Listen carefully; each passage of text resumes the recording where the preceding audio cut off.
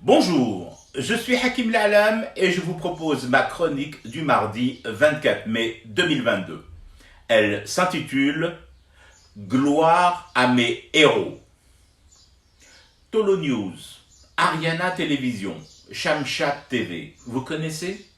Ce sont des chaînes de télévision afghanes parmi les plus importantes de ce pays. Une journée seulement, les présentatrices de ces chaînes ont fait de la résistance. Elles avaient reçu ordre de se couvrir le visage si elles souhaitaient encore apparaître à l'écran. L'ordre de qui? D'abord du grand mollah Choupi Taliban qui dirige ce pays. Ensuite, accrochez vos ceintures parce que l'intitulé de la fonction du Gugus qui a répercuté et fait exécuter cet ordre est plutôt gratiné et vaut le détour.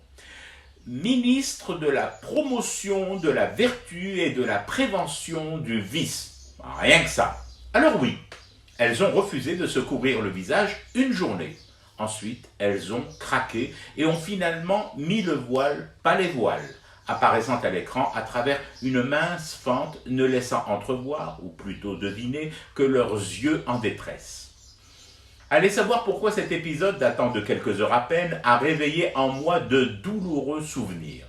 Et comme je tiens, mordicus, à ce que nos jeunes sachent et apprennent aussi cette histoire qu'on ne leur enseigne pas à l'école, allez savoir pourquoi, je replonge volontairement dans ces souvenirs-là.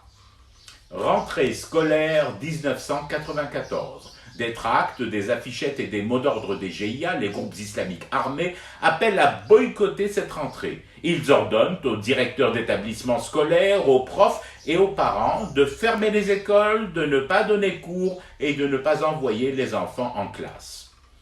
Alors on peut dire ce que l'on veut de cette époque. On peut aussi lui faire dire tout et n'importe quoi. Aujourd'hui encore, les kitukis arthrosés par la malfaisance poursuivent la falsification de ce moment d'histoire désélienne. Mais personne ne viendra réécrire avec de l'encre frelatée ce que j'ai vécu en direct live en 1994.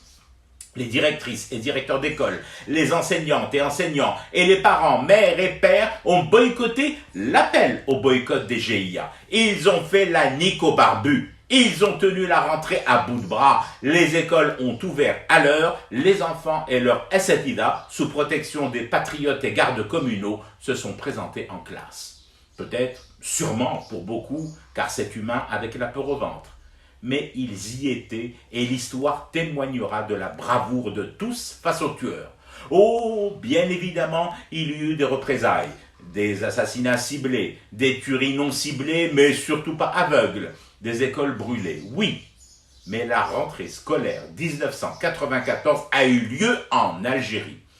De l'avis d'ailleurs de beaucoup d'experts de la question sécuritaire et des groupes intégristes armés, cette réponse républicaine marqua la première très grosse défaite des GIA.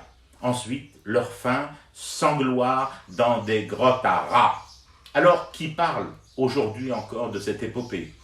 Plus grand monde, comme si nous avions nous-mêmes peur de nos pages flamboyantes, comme si les ombres fantômes de nos victoires anciennes sur la bête devaient être exorcisées par le silence. Un lourd voile de silence. Désolé, mais moi, ici, ce lourd voile, je le déchire. Et je fume du thé pour rester éveillé à ce cauchemar qui continue. C'était Hakim La'alam, je vous retrouve demain pour une autre chronique et une autre façon de dire son amour à l'Algérie.